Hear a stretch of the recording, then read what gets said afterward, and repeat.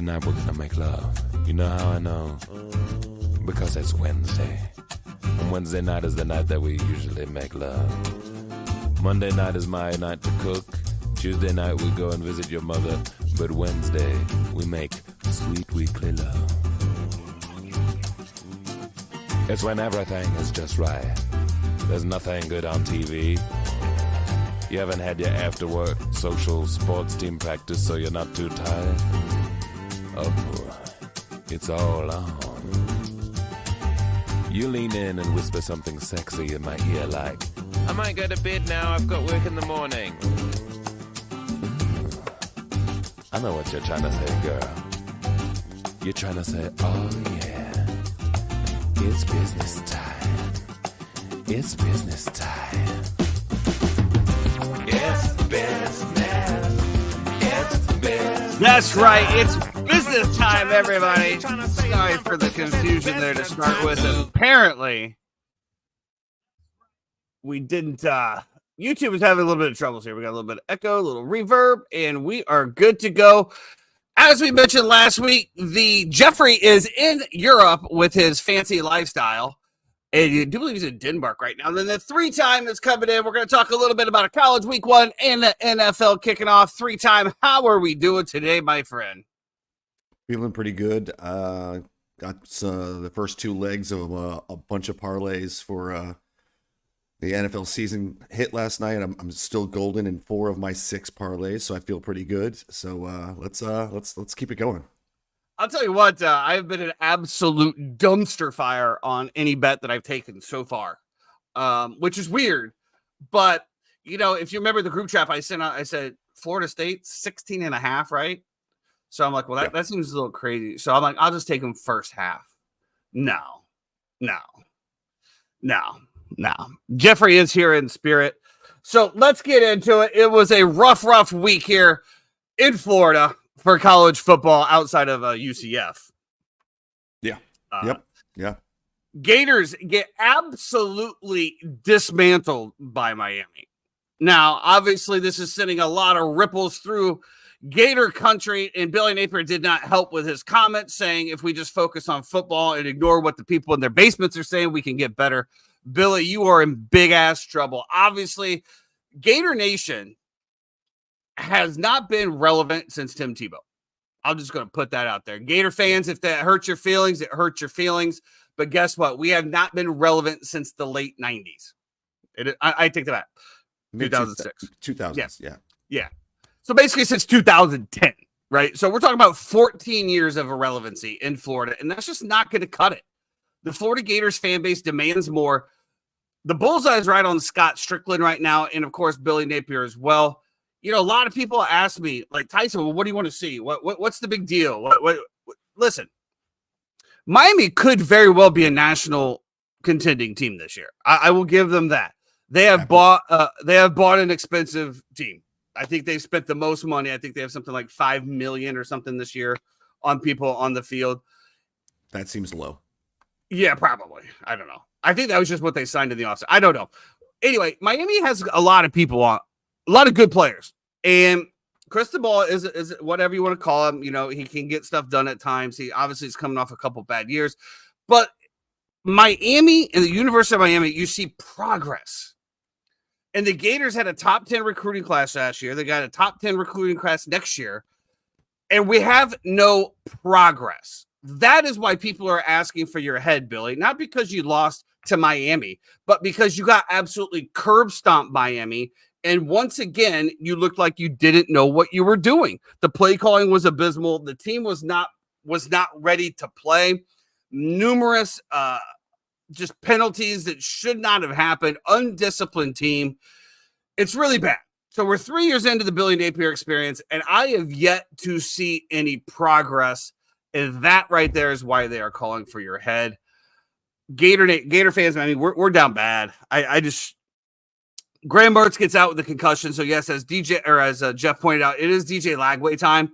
This is not on Mertz. And, you know, we're going into Stanford this week, which should be a cupcake, obviously. You're going to see a bounce back. I would expect that you would see an energized Florida team. but I would have thought that they would have been energized week 1 as well. So who the hell knows what's going to happen there? However, I will say this: if DJ Lagway go out and balls against Samford, in my opinion, it's still Graham Mertz's team. There's nothing that he did that said, "Oh my God," he missed a couple throws, but I mean, they're going to miss a couple throws.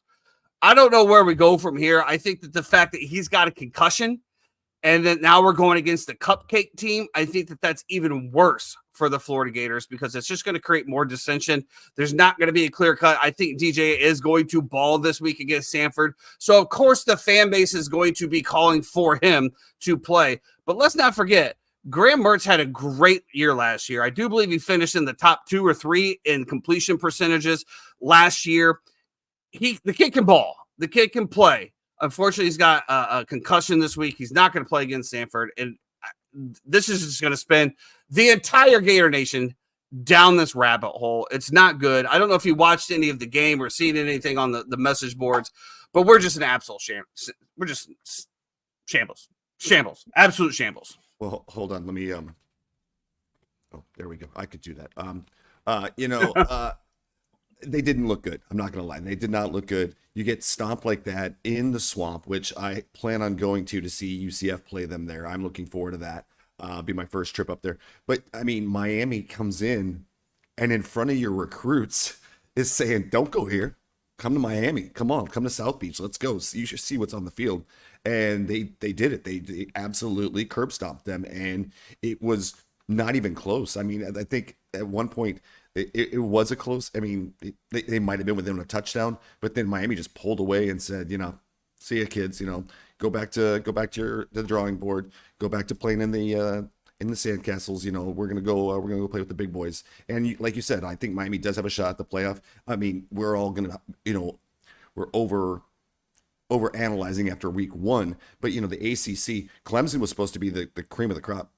Clemson did not look good. I mean, against Georgia. I mean, we're going to say, Georgia is the top tier right now and has been for a few years now. But Clemson looked terrible. So that's the ACC. Clemson's out. You got Florida State, who was supposed to be second behind Clemson. They don't look good. They're 0-2. So that leaves Miami. So Miami might be the best team in Florida other than my Knights, But I will say, hey, don't. I go there. I was at the game.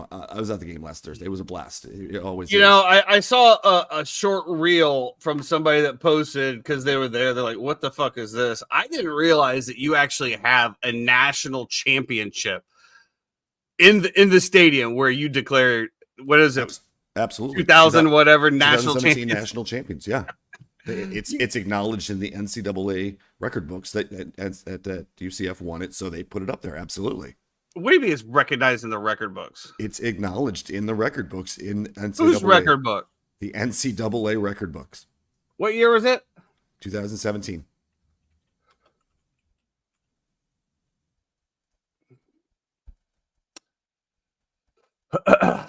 Yeah, that's funny because I see Clemson. That was the year they beat in the Peach Bowl. They beat Auburn, and they were undefeated. And the team and Clemson had 1 loss. So if you look at, all right, now we're going to get into this rabbit hole. Well, apparently we are because I see Clemson 2017. I see Clemson as the national championships, and Alabama defeated Washington in the Peach Bowl. I don't. Hold on. I don't think that's the right year. I can't believe you don't even know what year your fake championship was. Wow. Oh my goodness gracious. I have to prove that I'm a human. Oh my God. I'm not a robot. These are all bicycles. Yes. Goodness gracious. What kind of website does this? The kind that knows that you're about to spit some shit. Yeah. All right. 2018 NCAA record books. It's the Colley Matrix. That's what it was. I couldn't remember the name. The Colley Matrix recognizes UCF as a national champion. They've also done it for other teams who do put banners up, including Alabama, who has banners up saying that they won national championships because the Colley Matrix declared them as national champions, but the Associated Okay, Press so we're talking about Colleen Collie, Colley, Collie Matrix. Collie. All right, so we're talking about something that is just nobody even knows what the fuck they're talking about. I'm talking about BCS. Now, you know what? I'm happy for you guys. Maybe you could have, but you got snubbed like Florida State got snubbed that year, huh? Couldn't quite get into it. Marcus, welcome in, buddy. How are we doing today? Yeah, so while we're talking about down and out Florida teams, and Jeff also posted on here, the only way Napier saves his job is moving on from him. I don't think that Napier saves his job, to be perfectly honest with you. They're going to have to do some special things moving from here on, and I just don't see it happen. I want it to happen, but I just don't see it happening. But I'll tell you, one guy that doesn't seem to have his job on the line is Coach Norvell with the Florida State Seminoles. Woo! Starting out 0-2 this year. At least, with the Gators, we got stomped by Miami, but we don't have that double loss. I mean, could you imagine starting off for oh, I'm sorry, Jeff wants to come in here. So let me bring Jeff in here from Norway while we discuss his Florida State Seminoles. Denmark. Yeah, First of all, I'm in Denmark. I'm in Copenhagen right now. I'm actually on a boat. Floating through the channel to go back to our residence that we're staying at. Those are some nice I just glasses. could not allow you Those are some nice glasses. And besmirch the name of the Florida State Seminoles on this podcast without me sitting here and trying to give somewhat of defendants. And listen, let me say this. Well, first of all, hold on. Let me finish my point here, and I'm going to give it to you because Okay. I haven't smeared anything. Only thing I said is Coach Novelli is just not. He's not on the hot seat for whatever reason. And you lost to Georgia Tech, which was okay. That was a tough one. You could say jet lag, which what he said. He goes, wait till you see a top tier team not on jet lag. Well, I don't know what happened there. But and then you come back to Boston College after your fan said that he will eat dog shit out of a red Solo cup if they lose to Boston College. And those team that team was like, you know what? This guy's eating dog shit. I don't give it. And the fact that I saw Tucker Carlson calling him out on I think it was Yard something. I don't know who the site is, but I literally saw Tucker Carlson calling this guy out, saying "Come out of hiding." All over everything. And Scott Van Pelt called him out on SportsCenter. I mean, I don't know what else you need. First of all, it was an asinine comment, and I believe I said. When we talked about the Georgia Tech game, I believe I said, I think the 17.5 was egregious. We had just almost lost the red bandana game up there last year with Castellanos a quarterback. They now had Trayshawn Ward at running back, who came from us, who was a big contributor to our team as well, too. I don't know if we're broken, man. I really don't. And not to deflect a little bit, but I do think just like with Billy Napier, there's a way to save your job here, and it is by moving on to a different quarterback to give yourself a semblance of we're going young and we're going to rebuild, right? Like that is a notion that the entire fan base can get behind, right? And if Billy Napier comes out and says DJ Lagway is going to be the quarterback for the rest of the season, we're moving on from Graham Mertz. Okay, listen, we're going to give you a respite. If we have a winning record, even if we do dog shit this year, you're still going to get a small respite because we understand that we have a young quarterback and there's going to be growing pains. But in the long run, this is the best move for the entire program and the team. And I think that's the same thing with Florida State. We've seen what DJ has done so far, and we've seen how bad he has been. And I had very high hopes after watching him at Oregon State. And from what I've seen in the past 2 games, you have to move on. You have to move on. Whether it's with Florida State, that is very apparent. DJ, he sucks. He has played terrible. The only thing I'm going to say the difference in Florida is Graham hasn't. That team just played terrible. Like that. Like when I look at Florida State, right, and I watch that Florida State, I can say right there, holy shit, they need a quarterback. When I looked at Florida, I'm like, holy shit, they need a whole team. That's a big leap, and that's why I think that your coach is fine. Because the rest of the players appear to play football to where your defense looked decent at times. Your offense had flashes. The guy just missed the passes. Florida is just in shambles. Shambles. And I'll say this too. I think when it came to FSU, it wasn't also about missing passes because there was tons of missed passes. But when he did put the ball on the numbers, it was dropped. right? When you do put yourself into a situation where there's 8 minutes left in the ball game and you move into position to get a 4th and 5 to hopefully try to get in position to score a touchdown, you get a fucking 15-yard penalty for a push where the guy flops and then does the gritty past the official as he's throwing the penalty flag. Like, there were certain things that it just felt like we were hustling backwards the entire game. And that's why I wanted to jump on real quick. And I apologize for intervening in this this episode, but I just wanted to say this.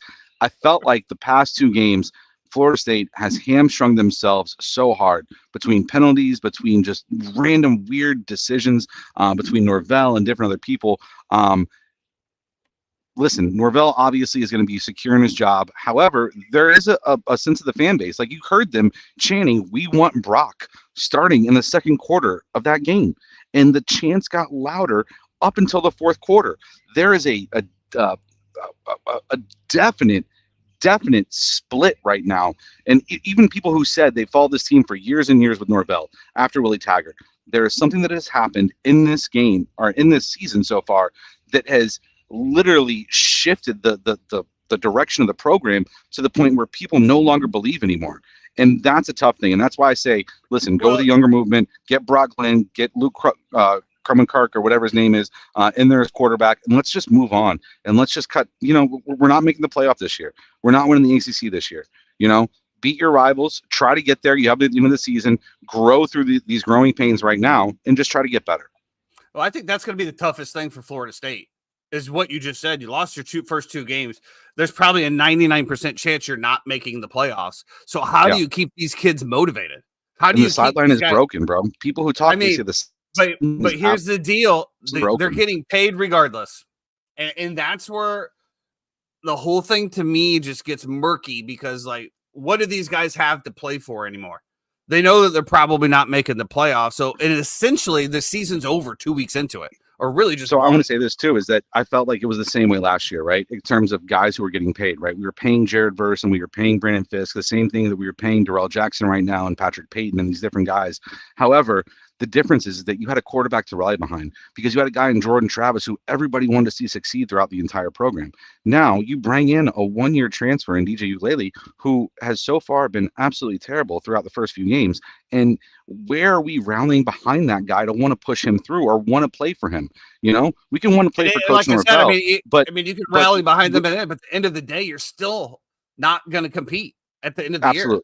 Yeah, I don't know. I guess you got to put stuff on tape, right, for your own prospects, and if you want to try to make it to the NFL, or if you're going to transfer out. So there's that to play for. But fuck, bro. Also, things we saw in the offseason are these defensive linemen who, were touted by ESPN as, the best defensive line in all of college football, who, were supposedly going to be, 2 or 3 first-round picks, who Nick Saban called a top 5 roster and a top 5 program in all of college football. And now you show up in your first 2 games, you have not proven anything. And you're already driving around in a Lamborghini, Huracan. And so what benefit is there now for you to go forward? That's my thing. And that's where I feel like we've seen a disconnect now.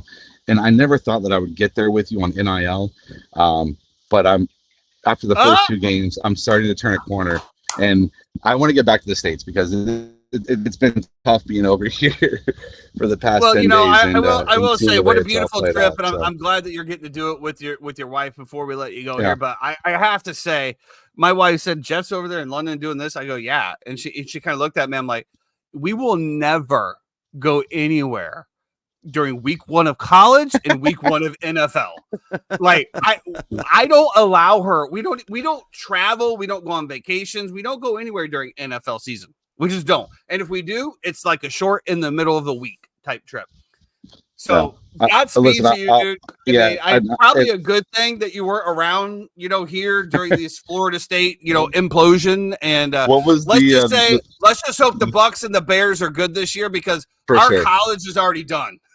For sure. It was funny. It's like the meme that I saw. It's like the text message you get on your birthday, and it was like 2 or 3 notifications pop up, and it's like the text messages you get when your college football team loses, and it's 47 notifications. And that's how I felt like from these Miami fans over here who just, it's like you guys still are not relevant, bro. You beat one team in Florida who is no offense, Tyson, might be one of the worst teams in the SEC this year.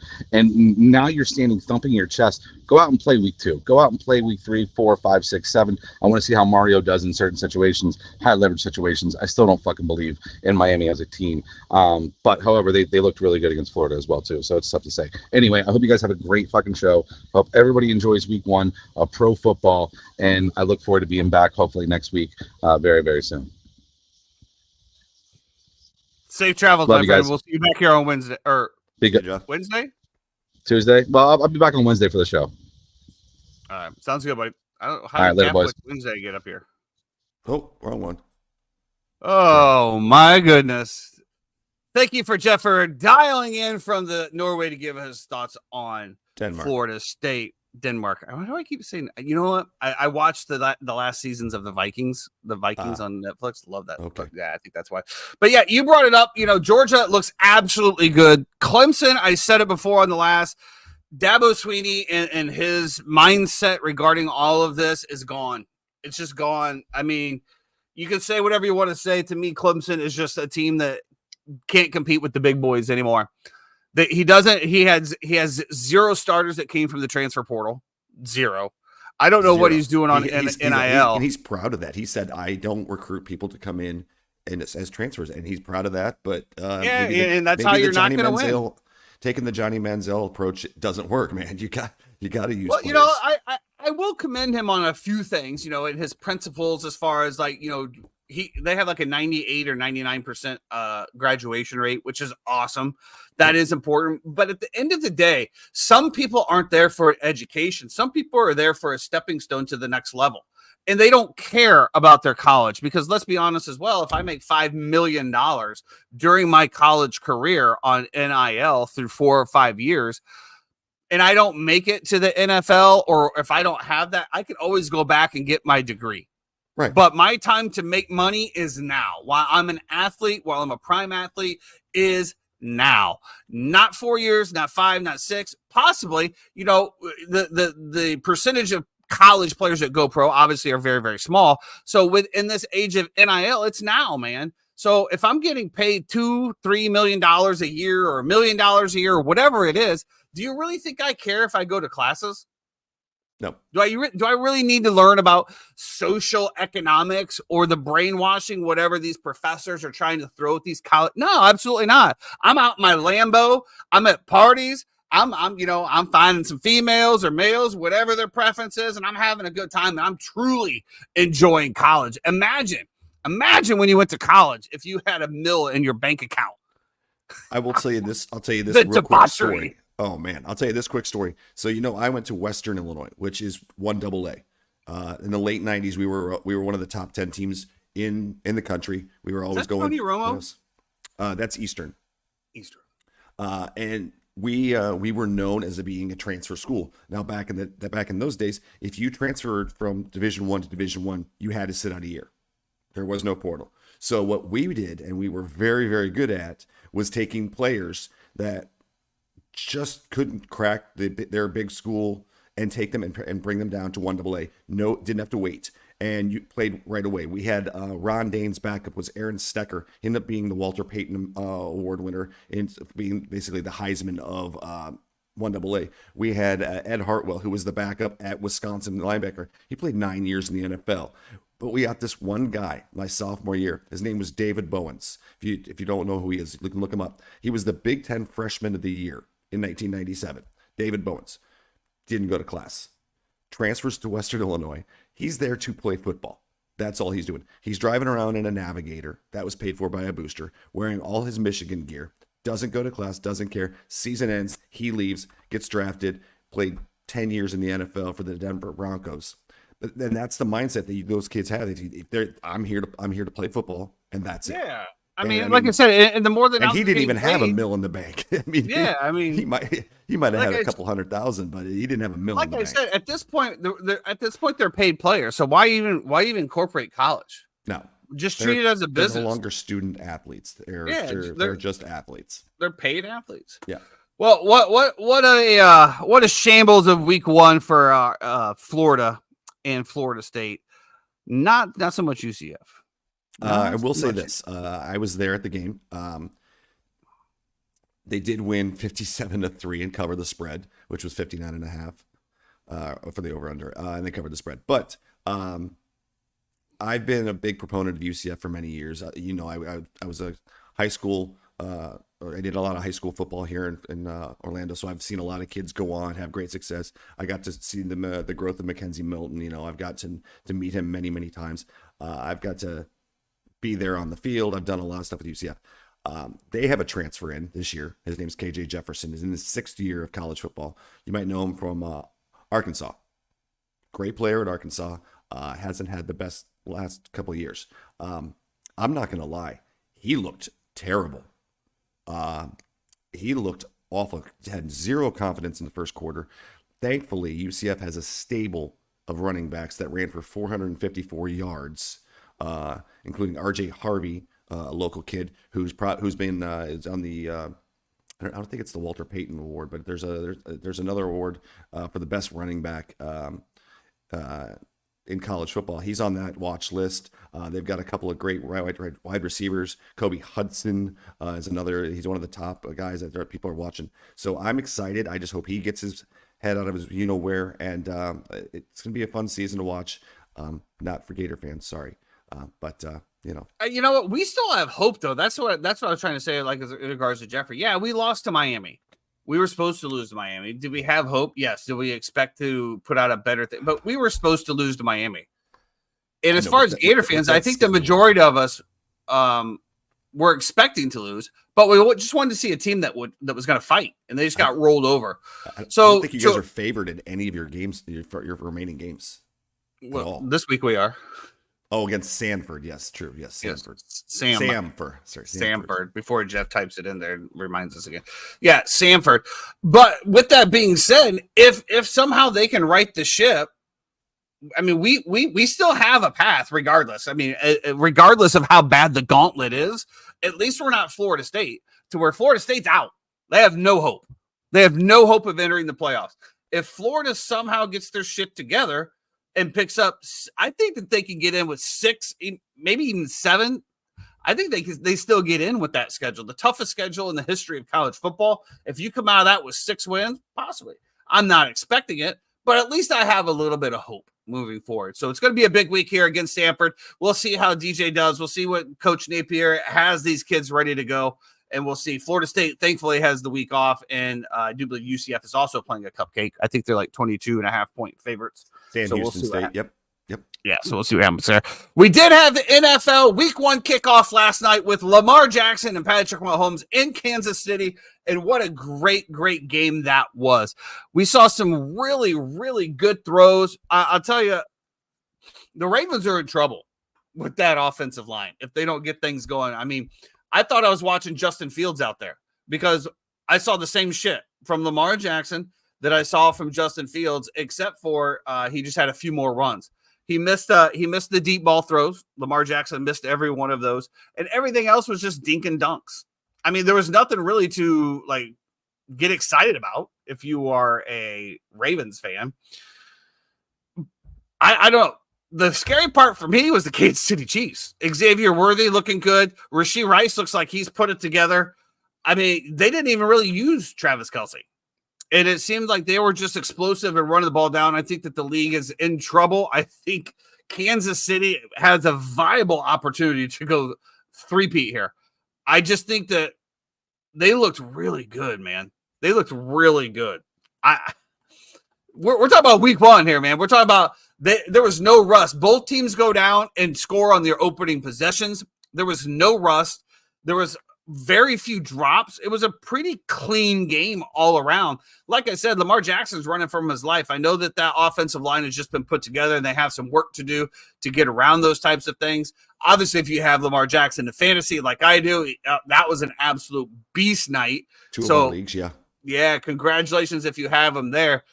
I'm really excited, man. I think that the Kansas City Chiefs are going to be a juggernaut again this year.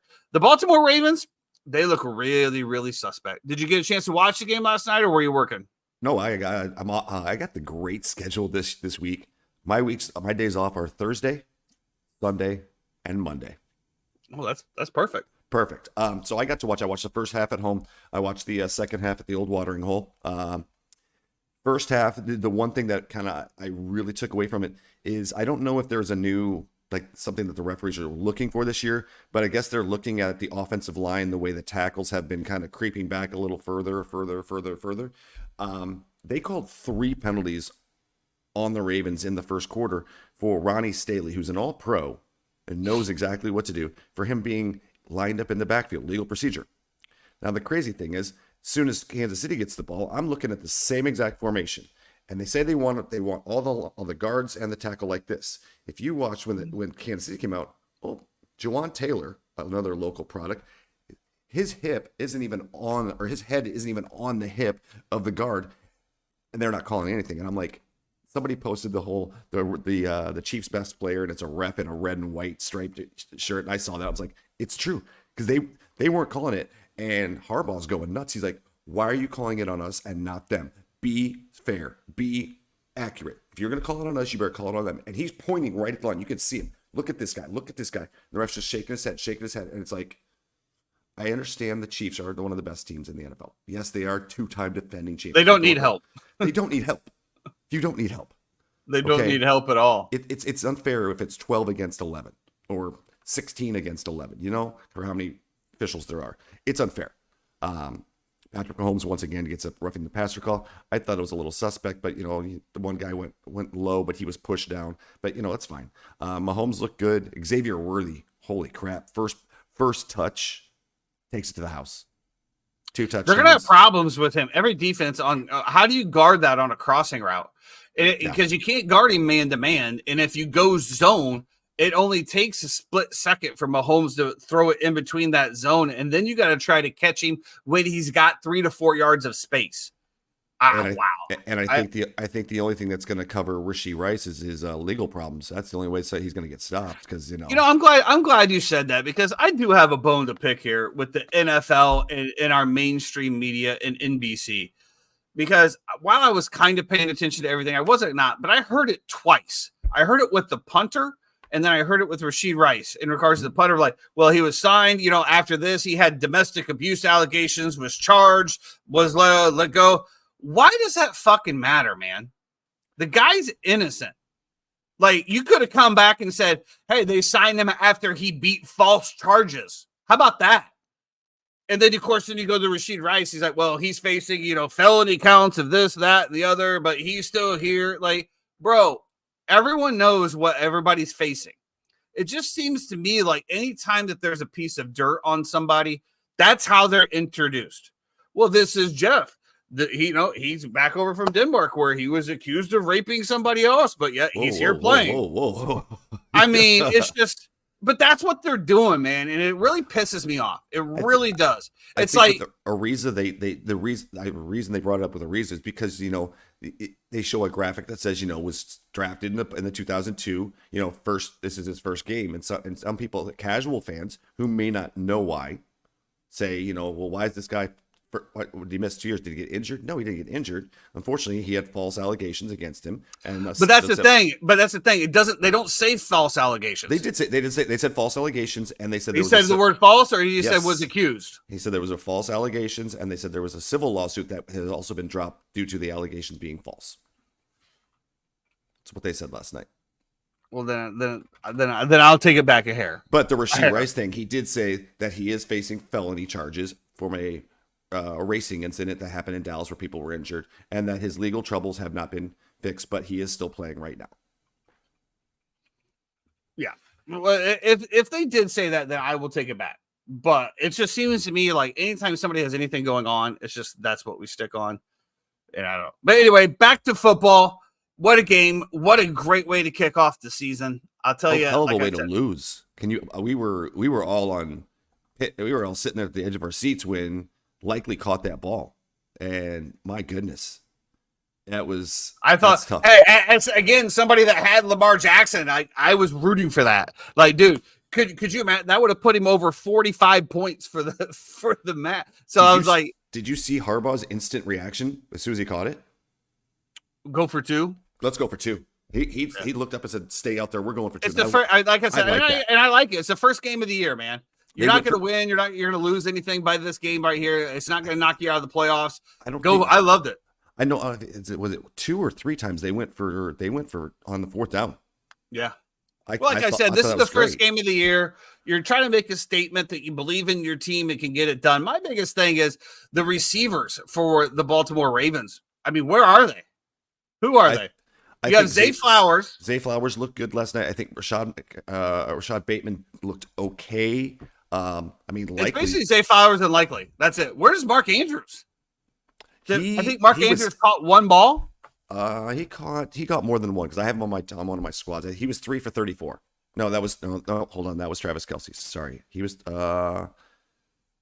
He didn't have. I mean, I know he didn't have a lot of touches because I was upset because I'm like I needed him in one of my parlays for an anytime touchdown. I did an all tight end group and I had anytime touchdown from him and an anytime touchdown from. Travis he had Kelce. two for 14. 2 for 14. Yeah. Yeah, that's what I'm saying. This was. I mean, I know he's coming back off an injury, but this was Lamar's clutch last year. All I see is Lamar Jackson is a great running back, just like Justin Fields. I mean, when we look at the comparisons of everything that we see with Lamar Jackson versus Justin Fields, I mean, Lamar Jackson can get to his second and third read. That's the only difference. That is the only difference between those two quarterbacks. I think Lamar, he built a very good rapport with Isaiah Likely when Mark Andrews went down last year, and Isaiah Likely is a bigger target, and teams are focusing on a little bit more on Andrews. They're putting a safety over the top of him. I think Likely is going to see a decline after this game for at least a couple catches because they're going to rotate. But I think the one thing that I took away from this, I thought Derrick Henry looked okay. I mean, they did take that offensive line is bad. They're bad. They replaced their right tackle. It's a brand new. It's a new team. I get it. It's a new team. It's a new piece together offensive line. Relatively young, not cohesive, haven't worked together. But they looked bad. Very, very bad. Lamar was running for his life. To your point, Derrick Henry had a couple good holes that he did produce on, but outside of that, he had no hole to run the ball through. That offensive line is going to be some serious struggles. I look forward to probably get it together about week 6, 7. Week 6, 7. We talked about this numerous times over the past year. Weeks 1 through 4 to me is preseason. It's preseason because the guys don't play 100%. They hardly even play in the preseason. The first 3 to 4 games is the teams figuring out their identities, seeing what works, what doesn't in real live games. And then I look for like week 5, 6. That's the team that I'm going to believe once I see them on paper. Right. Speaking of, let's move on to week 1. Yep. Let's go. We have the Packers and Eagles in Jeffrey's home country of Brazil, which is really interesting considering this stadium does not allow the color green to be worn, and both teams are green. So I don't know what's happening over there. I can't wait to see the stands to see what actually comes up and what people actually wear. The Eagles are wearing their black, white, and Kelly green. Packers are going traditional with their gold pants, white jersey, with just a little bit of green on it. So, well, and what a blunder by the NFL, huh? I mean, what are we doing? I mean, the players have told their families don't come. The NFL has told the players, you go to your hotel, you get on the bus to practice, which they did last night. You get on the bus to go to the game, and you get on the bus to go to the airport. I saw that they had I think it was either Packers or Eagles. Might have been an Eagle. They had like a rally or something like that. And I'm like, I wonder, are these Brazilian people or are they Americans? I couldn't really tell. I don't know, I'm like, man. But like I said, what are we doing here? And no offense to Brazil or whatever, or if you're Brazilian or whatever, but like when you're going to someplace and you have all these advisories, you can't wear your team colors. You can't do this. Like, why are we having a game here? Like, why would we, this is why we don't have baseball games in O Block in Chicago, right? I mean, like, there's just certain places that you don't want people going to. And not to say the stadium's not bad, but yeah, I mean, and I'm sure Jeff is going to be like, but there is bad places everywhere around, but it is what it is. I just don't understand what we're thinking here. We're trying to grow the game in an area that probably doesn't give two shits. Yeah. It's soccer. I mean, do they really care? I don't know. I think the other point, and this is going to be bad for a lot of places, is the game's on Peacock. Yeah, that's another thing. It's great for people at home if you have Peacock or whatever. Guess what? I'm working on the dock bar tonight. I'm not going to watch the game. At our local watering hole, they're logging into one TV. Frank is using his login on one TV so they can have the game on. That's it. Because otherwise, to order Peacock at a bar or restaurant, it costs you thousands of dollars, just like it does to buy the NFL package, stuff like that. So, like, I was talking with them last night. You know, they're going to have it on one TV. I asked him, I said, well, what about the games that are coming up that are on Netflix? You know, Christmas Day is on Netflix. He goes, thankfully, we don't open till 8. The games are at 1 and 4. And I was like, and that's what you know, they did the same thing with Major League Baseball, right? So in order to watch the Cubs games, I buy the MLB extra innings package, right? So then they put games on Facebook. Then they put games on Apple TV. Then they put games on Amazon. Yep. And it's just like, why the fuck am I paying? It's just same with the NFL ticket. It's like, okay, I pay for all these games, and then you put them on other things. I do believe baseball even is on Roku now. Yes. And it's just like, yeah, I've seen this. Again, and this goes back to, you know, Jeff will say, oh, Tyson, you're just an old man. This goes back to the same shit again. It's all about a money grab, and we're the ones that are paying for it. We have to have 15,000 different subscriptions, but let's get into it. Jordan Love is going against Jalen Hurts. This Jalen Hurts Eagles team is stacked on paper once again. A lot of expectations on them to win the NFC East. A lot of expectations on Jordan Love and the Green Bay Packers to win the NFC North. We saw Jordan Love have a nice 8-game stretch there, dismantle the Dallas Cowboys in their home to finish the season, losing to the Detroit Lions, I believe, right? Yeah, maybe. Yeah. Yes. No, the 49ers. No, 49ers. Losing in that game. I know everyone's really high on the Packers.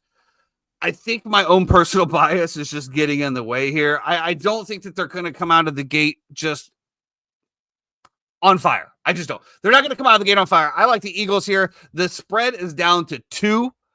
I think that, you know, the money line is looking pretty juicy here for the Eagles. I probably will jump on the money line. The only reason why I'm taking is, again, I just feel like that this Eagles team, you got Saquon Barkley added. You have a defense last year that way underproduced. You basically have the Georgia national team on your defensive line right now. You bring in Vic Fangio. He's got a whole offseason to scheme and get it going. I think that they are going to be able to shut them down. The additions that they've made between Barkley, and then the receiving core that they have now, I think it's too much. You add Jalen Hurts' legs. As long as he doesn't make turnovers and doesn't turn the ball over and fumbles or whatever, I don't see any way that the Packers can continue to keep up with them. I think the Eagles win by 7 or more. That could just be my bias for Green Bay. I don't know. I mean, listen, you're talking to another Bears fan. Of course, I want the Green Bay Packers to lose. I think this game might be closer than you think. I think that Green Bay's defense has gotten a little better, but I also think that there's a lot of offensive firepower on that side for the Eagles. And I do think if the Eagles' offense gets going, then I say look out. But we also saw this last year. They were steamrolling people, and then all of a sudden, they didn't know how to play football anymore, and their season ended abruptly in Tampa, getting stomped. Jason Kelce walking out crying, you know. So I think this is to be a closer game. I'm going to go with the Eagles as well. So I think the 2.5. I say it's a 4-point game. So I think the Eagles win. I think they cover. You know, one of the other reasons why I really like the Eagles here is because everybody is on the Packers. Everybody. Yeah. The whole public is on the Packers. And you know, if you don't know anything about football and you don't know anything about football betting, 80% of the time, fade the public and it works. So we'll see what's going on. What are some other games that we're looking at here? As far as next week, we have a full slate. We're not going to break it down all, just going to give kind of a 10,000 foot level on each one of these games. And then we will release our picks on Sunday at noon via Instagram and Twitter. So if you're not following the Uninformed Fan on Instagram or Twitter, make sure that you follow one of those. Maybe put them on Facebook as well. I'll add them to the story as well. We will be putting out a lot of picks. I will have my own picks. Jeff will have his own picks. And the 3-time will be making his inaugural picks as well. So you can follow along, see where you're at, and see which guy you want to follow. We got Arizona and Buffalo coming up. Not a whole lot going on there. Carolina, New Orleans.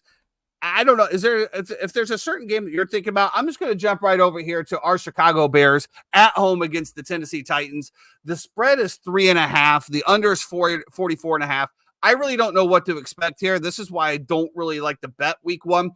As I just told you, I like to wait until like week 4 so I can start to see what the team actually is. I know that I've always said as well, week 1 is the week to take flyers. This is where the teams that you don't expect to do things kind of do, because the good teams are still trying to figure stuff out. Absolutely love Chicago here. Absolutely love it. If we watch anything of Hard Knocks, it looks like this team is rip-roared, ready to go. I do have concerns about Tennessee and the additions that they have made. I think that's an amazing wide receiver room. If Will Levis can continue and make his progress in that league, I think he's got a lot of weapons to choose from. Obviously, this Bears secondary has a lot to prove. They want to be a top secondary in the league. They're probably a top 5 secondary in the league. The defensive line, Booker has come along as a rookie. He's making waves. Montez Sweat. Ryan Poles has put together an amazing team. Can Matt Eberflus and this team and this coaching squad get this team out there? One of the players that I am going to look for an explosive is Velus Jones Jr. with his transition now to running back. I don't really know what's happening back there in the running back position. Did Roschon Johnson fall off the face of the earth? Like I didn't see him hardly at all during preseason. I didn't see him hardly all in Hard Knocks. The Bears are going to use Velus more like an Xavier Worthy style because he's got that speed. I mean, he's got not as fast as Xavier Worthy, but I think I like that. Well, he's definitely in the running back room. He is, I would love to see a hybrid, right? You know, yeah, absolutely. I think that he has a lot of potential.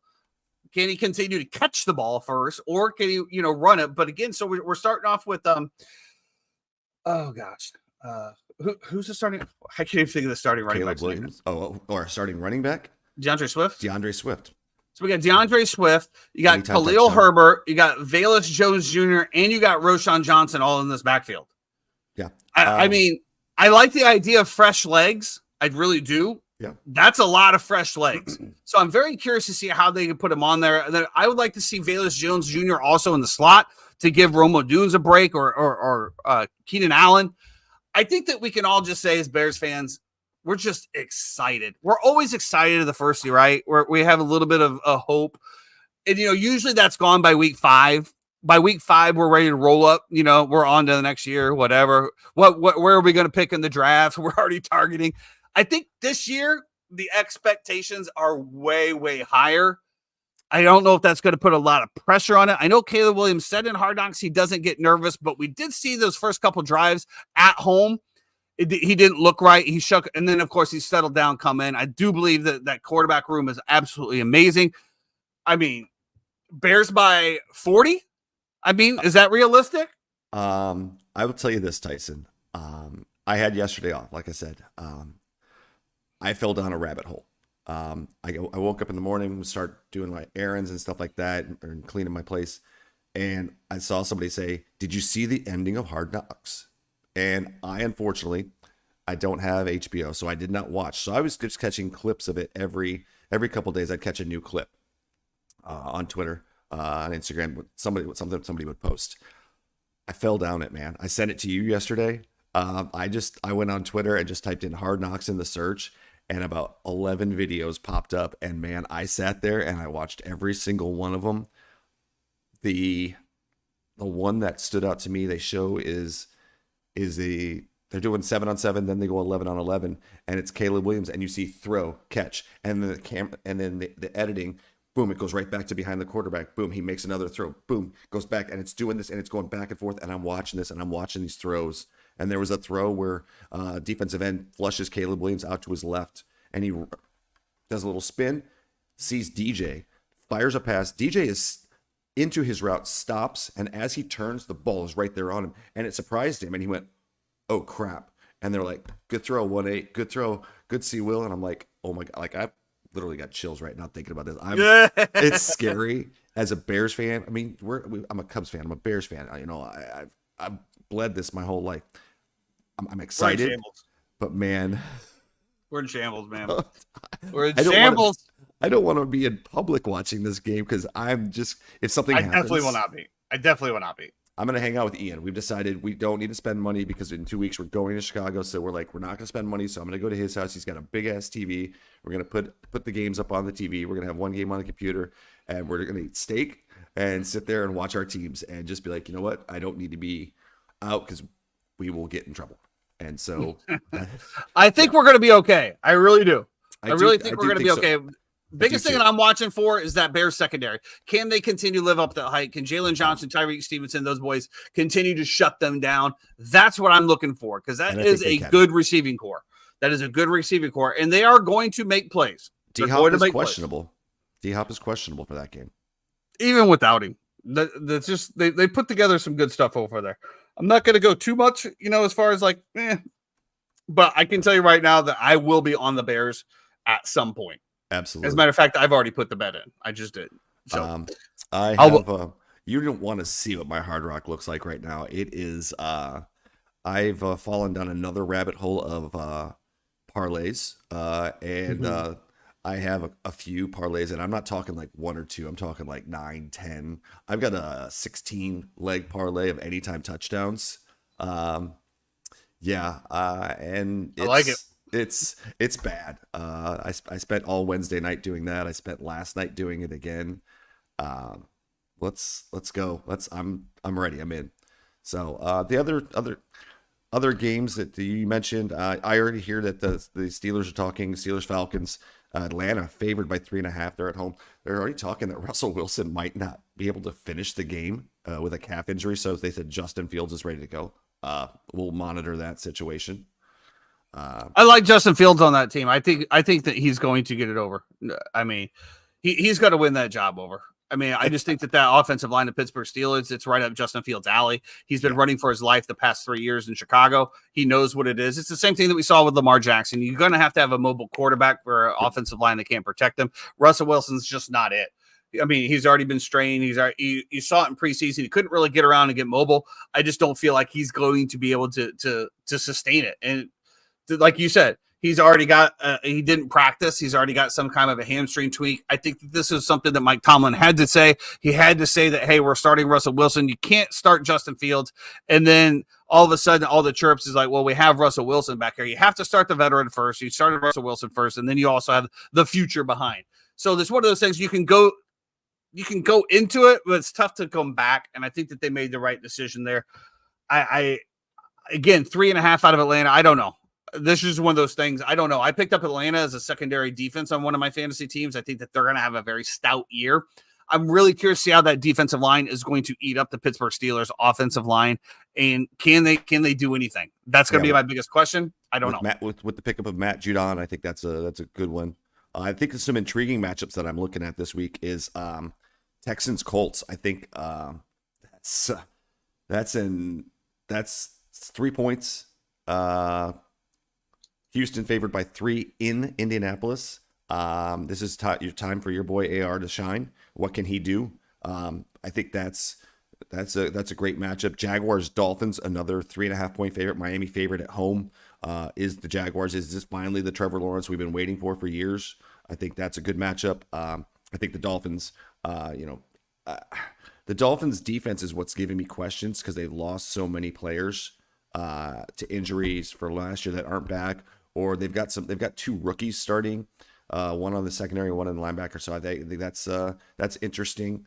I like Jacksonville here. I mean, give me. I like Jacksonville 3.5 points. Yeah, give me 3.5 points. I think that's going to be a dogfight down at Hard Rock. It's going to be a close game. Let's get into our other hometown team here. The Tampa Bay Buccaneers taking on Jaden Daniels and the Washington Commanders. That spread is 3.5. I'm very curious. I don't know about this game, to be perfectly honest with you. My gut would say the Bucks 3.5, but I just don't know. You just never know week one. I think the better bet here is the over, to be 100% honest. I think the Bucks secondary might be a little bit suspect. I think Jaden Daniels might be able to throw it around there. I think that 42.5, I think that that's a very, very doable number. I think that the Tampa Bay Buccaneers could put up 28-31 by themselves, depending on what happens with Mike Evans, Chris Godwin, and those boys, Baker Mayfield, and of course, if Kyle Trask comes in. If Kyle Trask comes in, then everything's over. But we're not seeing Kyle Trask. But I agree. I like that matchup. But give me the over on that one. once again, I'm going to be hanging out with Ian, so we're going to be having the Commanders game on. So that'll be fun. I mean, good thing they're not at the same time. I thank God. Yeah, that's a 4:00 game. Thank goodness.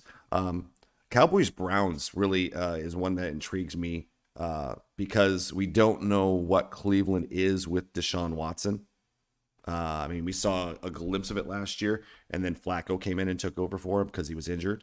And the Cowboys, Dak Prescott's playing for a contract. Plain and simple. That's all you got to say. You know, CeeDee Lamb got his bag. Micah's waiting to get his bag. You know, Jerry said we're not going to do anything this season. You know, we're going to see how the season plays out. So, you know, does Dak? I think Jerry's lining up for prime time and his kid, dude. I really do.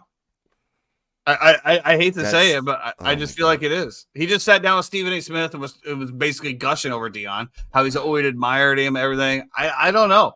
I mean, at the end of the day, you got a lame duck coach that doesn't have a contract after this year. You have your QB1 who doesn't have a contract after this year, and you started to sign the supplemental figures. And to your point, you just said, I have no interest in doing this right now. I don't know, man. I just feel like, you know, maybe he wants a little bit of prime time.